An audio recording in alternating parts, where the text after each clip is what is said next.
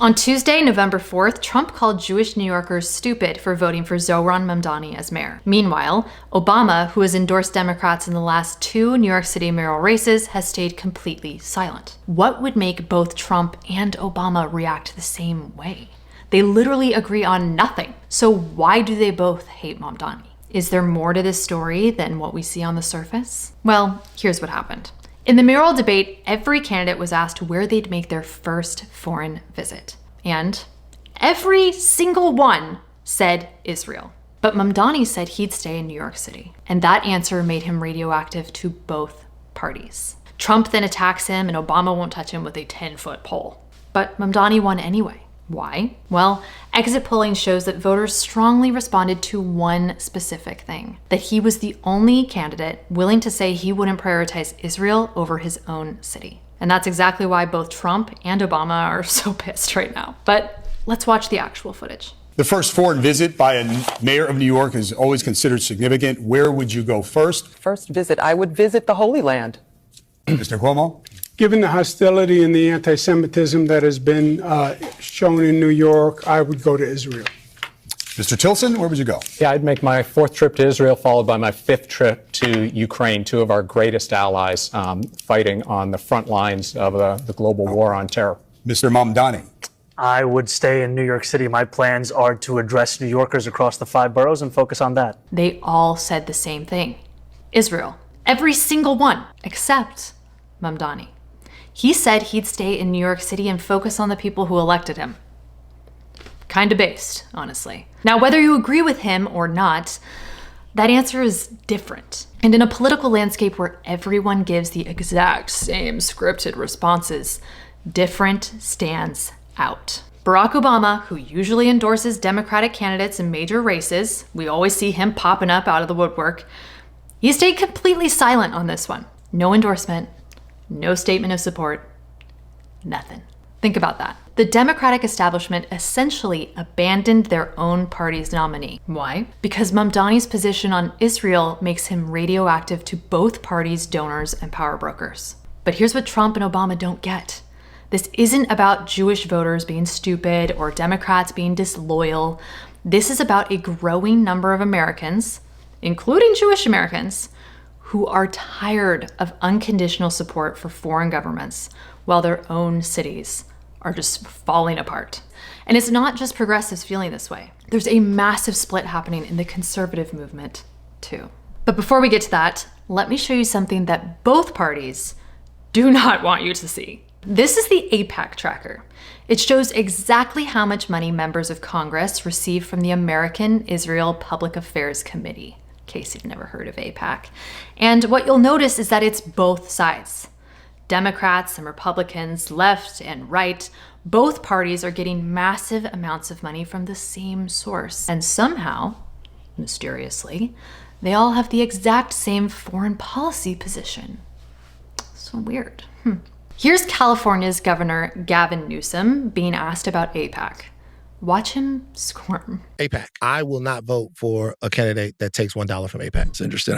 It's interesting. I haven't thought about AIPAC. And it's interesting. You're like the first to bring up AIPAC in years, which is interesting. Why did I say that? Not relevant to my day-to-day life. Okay. Which is just interesting. Listen. It's interesting you say that. JPAC perhaps more, but AIPAC less and less. Okay. Fair enough. Which is just interesting. What's interesting about it?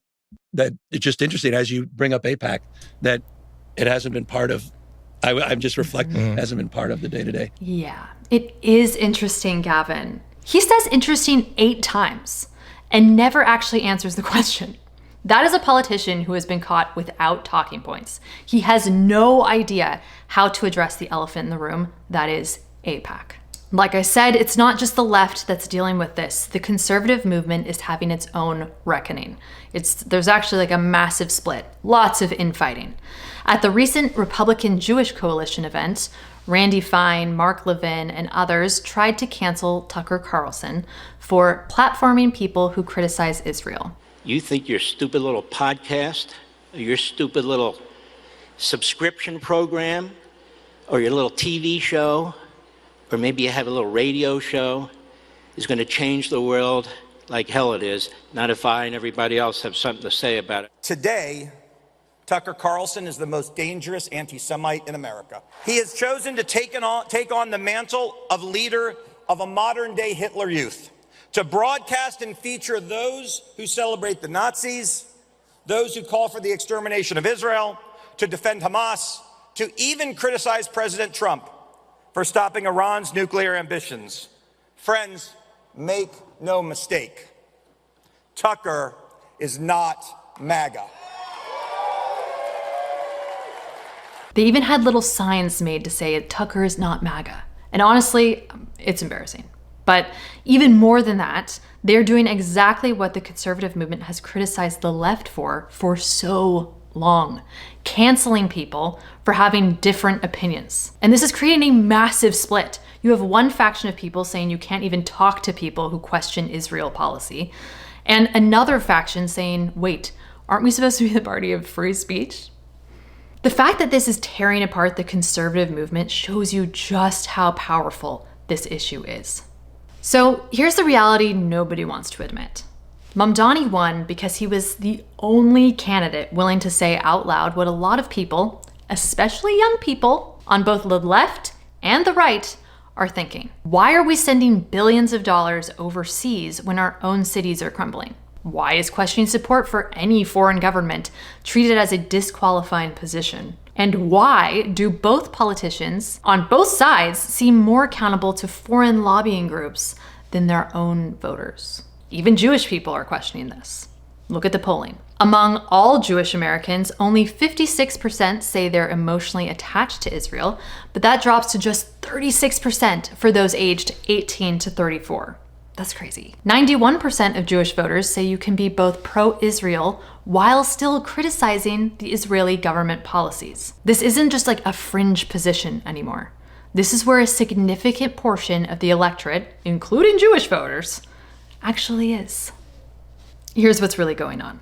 We have a bipartisan consensus in Washington on Israel that nobody actually voted for. Both parties, funded by the same lobbying groups, pushing the same policies, while voters on both sides are saying, wait, can we talk about this? This doesn't make any sense to me. Republicans are told you must support Israel unconditionally or you're anti-Semitic. Democrats are told you must support Israel unconditionally or you're anti-Semitic.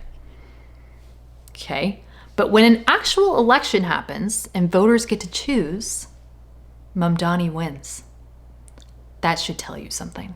Anti-Israel rhetoric, anti-Israel thought is not the road to being elected as a Republican. You will lose. Now, I'm not necessarily here to tell you what to think about Israel. That's not the point, though you should do your own research. The point is that I and many others think that we should be taking care of America first. Our government works for us, not for Israel, not for Ukraine, not for whoever you want to talk about, for the American people. We don't want to be funding forever wars overseas while our own cities are collapsing. The point is that Mamdani's victory reveals something that the establishment doesn't want to acknowledge. There's a huge gap between what politicians in Washington support and what voters actually want. Progressive young voters are frustrated with Democrats' foreign policy. Libertarian conservatives are questioning why we're funding foreign governments. Working class voters are asking why their tax dollars go overseas while their infrastructure crumbles. And even Jewish voters are split on whether unconditional support makes sense. And when you do all of this, you create an opening for someone like Mamdani. He's probably wrong about his domestic policies. And his economic ideas will likely be a complete disaster. But on this one issue, being willing to say, I'll focus on New York, not Israel, he gave voters something that nobody else was offering. So, Trump can call New Yorkers stupid, the establishment can panic, the media can frame this as socialism versus capitalism, but the real story is simpler. Voters on the left and the right are tired of politicians who seem more loyal to foreign lobbying groups than to their own people. And when someone finally breaks from that script, even if they're wrong about everything else, people notice. Mamdani won because he was different on the one issue where everyone else seems to be exactly the same. Whether that's good or bad for New York remains to be seen, but It's a warning sign for both parties. The bipartisan consensus on foreign policy that nobody voted for, voters are starting to reject it. And if Republicans and Democrats don't figure that out, they're going to see a lot more Mamdani's winning elections. So if you want to learn more about Mamdani's policies and some of his many, many red flags, click this video and watch it. And if you want more honest political analysis that doesn't just parrot party lines, hit subscribe. I'm trying to break down what's actually happening, not what the establishment wants you to think. At least doing my best. And then comment below, do you think Mamdani won because of Israel policy, or am I reading too much into this? Thanks for watching.